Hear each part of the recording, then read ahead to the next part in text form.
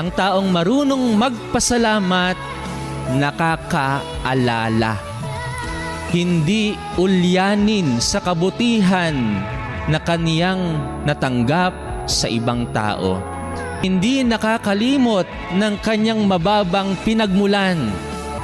At ang ating mababang pinagmulan ay walang iba kundi ang itinuturing po nating pamilya na minsan o sa matagal na panahon ay sumuporta sa atin nung tayo po ay walang-wala sa buhay.